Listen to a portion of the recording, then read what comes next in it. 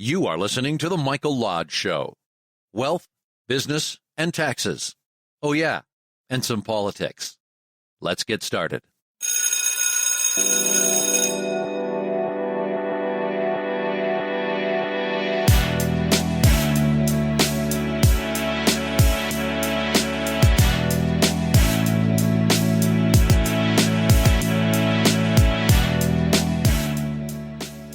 So I woke up this morning and found out that it's raining outside. And it's cold. And it's seldom you see that in Florida. Especially in South Florida. We wake up, you feel, oh my gosh, the breeze feels so nice and cool. It feels a little damp, and then you look outside and it's raining. And then you're running around the house trying to close all the windows just so the rain doesn't come in. Because sometimes with the rain comes the wind, and then that creates a damp, moist feeling throughout the house. But I like these kind of mornings, to tell you honestly, because it reminds me of when I was growing up in Seattle and also Spokane. But in Seattle we had, in Seattle you have a drizzle all the time. It's drizzling all the time, so you get used to it. You know how to dress for it, you know how to get up for it, you know how to get warm and comfy and drink all the right hot fluids and everything. In Florida, in South Florida, last week it was 85 degrees. Now it's down to 60-some degrees this morning. So you have these changes all the time during the wintertime. I am really surprised I haven't come down with the cold or the flu, because, well, what they're going to classify as COVID, but it's not. Because of the change in weather. I know that it has changed my voice. My voice has changed. But other than that, I'm really surprised I haven't come down with something because of the drastic change in weather that we have every single week during the wintertime. But maybe I have a good positive attitude because I really like it. And maybe the bugs are being fought off by positive thought process. That's what I'm telling myself anyway. Listen, I wanted to talk about this morning. Those of you who are in business, but you're in partnership with somebody else. You might have an LLC, you might have a partnership set up, you might have an S-Corp set up. And all of you own certain percentages of that business. Along the way, or even sometimes even at the very beginning, you forget to set up responsibilities. What partners are going to be responsible for what? And during the course of the partnership, there becomes a clash of thought, clash of responsibility, clash of different directions on where they want to take their business. And so you begin to clash. And then you begin to think, well, let me get out of this thing because I don't want to be in this anymore. And so you want to dissolve your relationship with the other partners. And that becomes difficult. One of the difficult things is that, and you guys have got to start doing better at this, your minutes. When you open up a bank account, put it in your minutes. That you approve that bank account. That you approve the ones who are going to sign the signature on it. Put it in your minutes. Who's going to be the person responsible for the tax reporting? Put it in your minutes. It has to be there. It even has to be in your operating agreement if you're an LLC. So we have all of these things that occur during the course of the partnership where you guys are not remaining in compliance with your minutes, and those minutes really tell the history of your company, not just the financial statements, but also the minutes that are placed within your normally we keep them in a binder, but it keeps a historical story of what happened within that partnership or within that business. Let me do it in corporations too. It has to be done in corporations. But you have to maintain those sets of records, especially when you're going to dissolve a relationship, because that's going to tell you who put in capital, what their capital was worth at that time, what loans they've given to the company, what their responsibilities were, if they traveled and they never got reimbursed for that. I mean, it tells a whole financial story. And every individual within that membership of that LLC, or who is a partnership or a shareholder in those small companies, need to maintain their records and make sure that the corporation is maintaining records at the same time. Now, when you go to dissolve that business, sometimes it's testy. And then other times it's people want to retire, they want to move on, they want to start their own thing. They don't want to participate in the company anymore. They may not see it going anywhere. And sometimes when people come in before me to do a dissolution or a mediation of a dissolution, people are not quite sure what the historical part of their role was in the company. In fact, sometimes they can't even remember how much that they have put into the business and the technology they've put into the business, or the licensing and everything else they've put into the business. They've forgotten all this stuff, but it's part of this dissolution that we have got to talk about, this mediation, as we go through dissolving the relationship.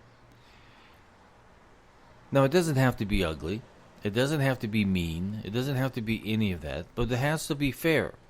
And it has to be fair to all parties. So when you come to a partnership mediation where you're going to dissolve your relationship, make sure you have everything documented. Make sure you know what you're talking about. Just don't pull things out of there. I have been in so many mediations where I ask a question, and when their eyes go up, and this happens in tax preparation too, every time I ask the client, how much do you think you spent on uniforms? And their eyes would roll up into the sky because they're looking for a number to grasp. You know, they think that the magical number up there, it's up there. It's up there in the sky. So they're looking up there in the nice blue sky, or even into the ceiling of the office, and they think the answer's up there, but it's not.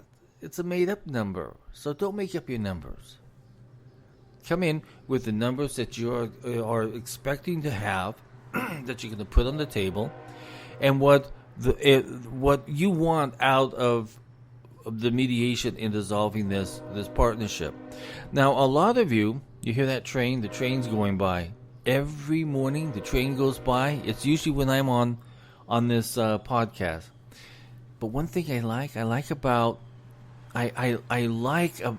the sound of a train. I like the sound of the train. Now, the problem is that I'm only I'm 2 blocks away from the train track. The problem is when it goes by, it shakes the whole house.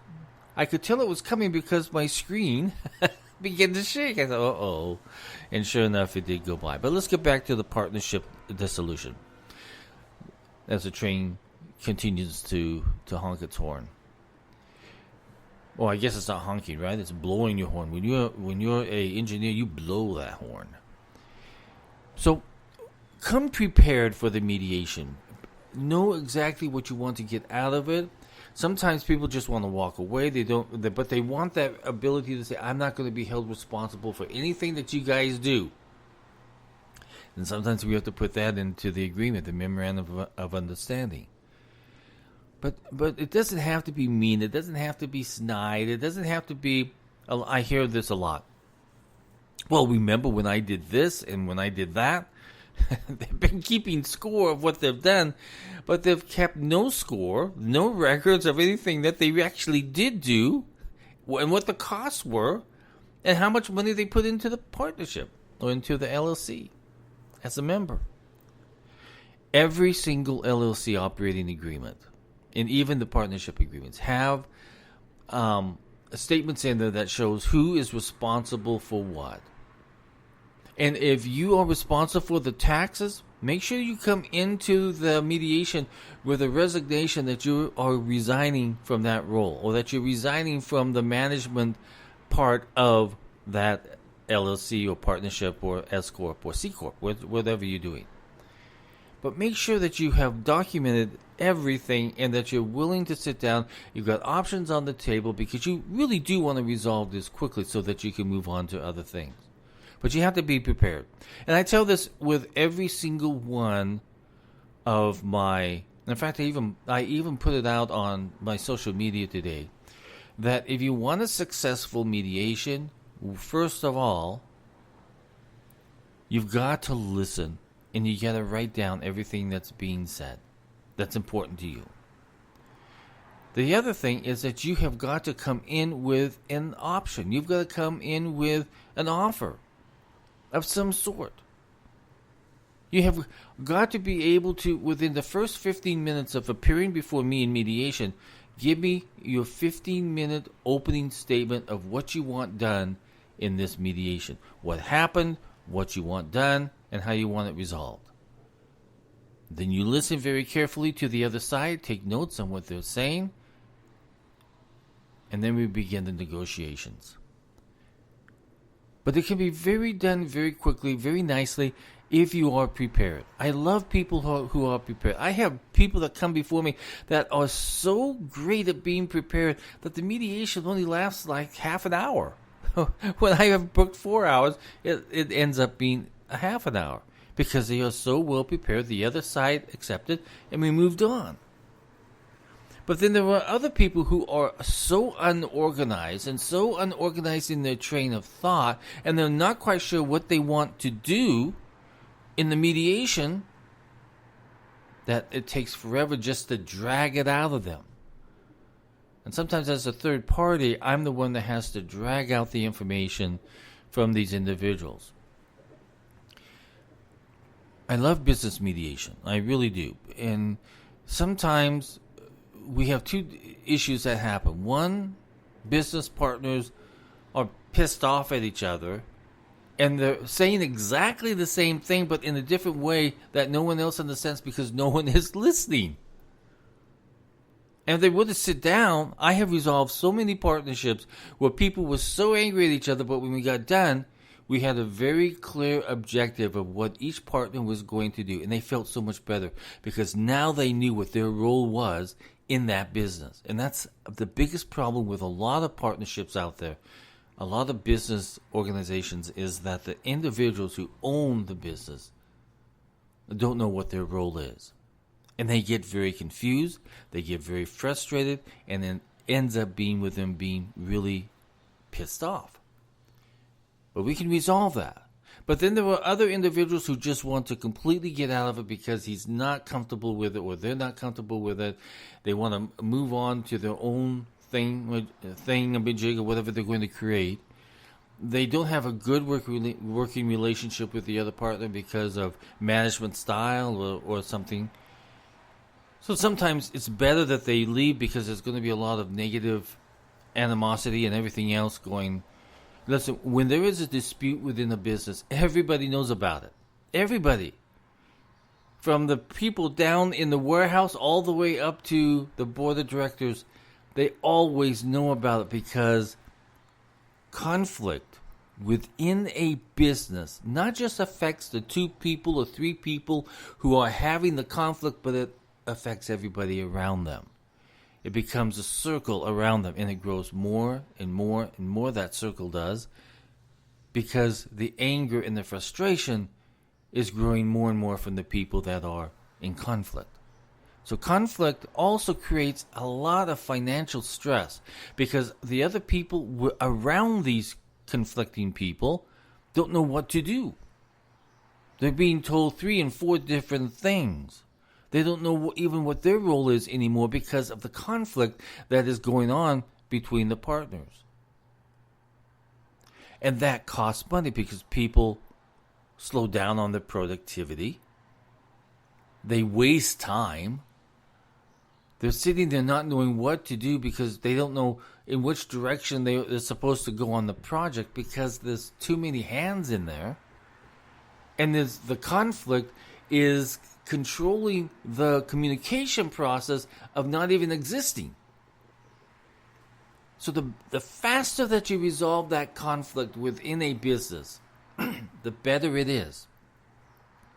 Because you're not going to waste so much money. Conflict wastes money. It costs you. It's a very costly affair. Especially when it's between partners and senior leadership within that company. You have to resolve it quickly. Either you come to an agreement of how you're going to run the company, or you come to an agreement of how you're going to part ways. A mediator can do that, and that's what I do. And I love working with these people. Listen, conflict is in every part of our life. When we wake up, we have conflict. We have conflict when we have to reach over and touch that stupid button to tell the alarm clock to shut up. It's conflict. Even though that you know that you have to get up. Conflict needs to be resolved very quickly. And with partners, it needs to be resolved. And if you need to dissolve, then we need to dissolve. But we need to mediate it, and you have to be prepared. That's my whole message is, please, be prepared for mediation. Know what you've done, know what you've spent, know what you've put into the company, so that you can make those conversations that we're going to have in the negotiations move a lot faster, because we know what your position is, and we know what the other side's position is. But the biggest thing that you need to focus on, what is the offer I'm going to put on the table to resolve this? You should have at least three when you come in, just so that you can resolve it, or put it on the table for us to discuss and negotiate. The better that you're prepared, the better that you are formulated in your thought process, the much faster it goes, and peace comes much faster. So that's my message for the day. For those of you who are considering dissolving a business or a LLC or a partnership or whatever you're doing, do it with thought and do it with fairness. Listen, if you have any questions or comments, send me an email at mlodge@lodge-co.com, or you can text me at 818-252-5682. Again, that's 818-252-5682. I answer everything that's thrown at me, even if it's insults. I will still respond, but I'll be very, very nice, because that's the kind of guy I am. Listen, if you would like to know what I do my day job, go to www.lodge-co.com.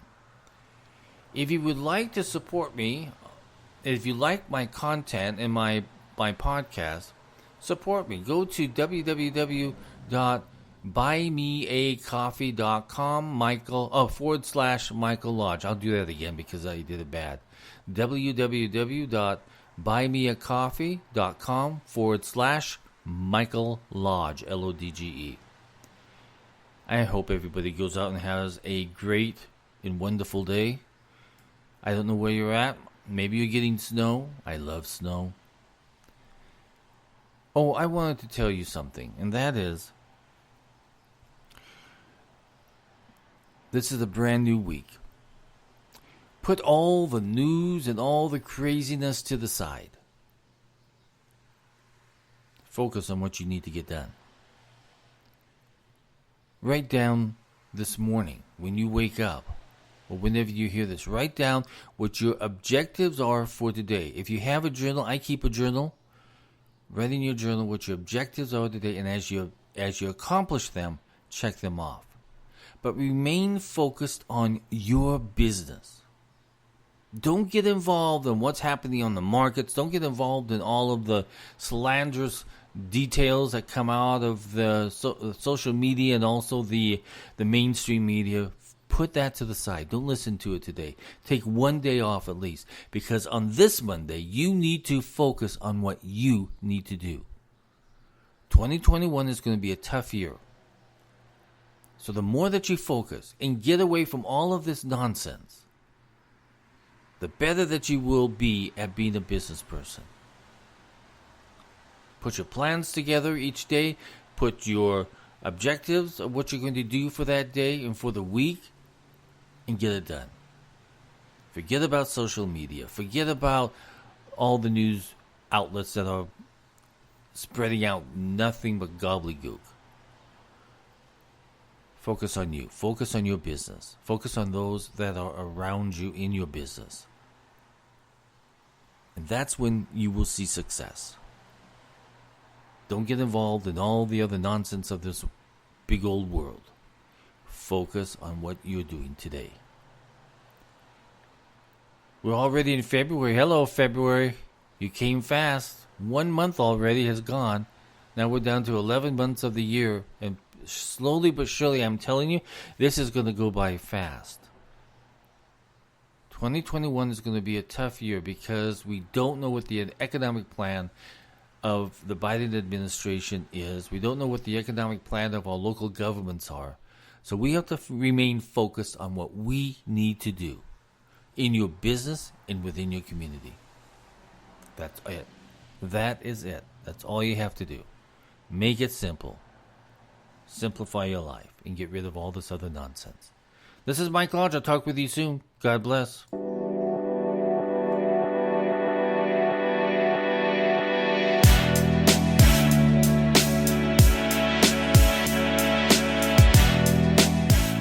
This podcast is produced by Michael Lodge, fully focused on content.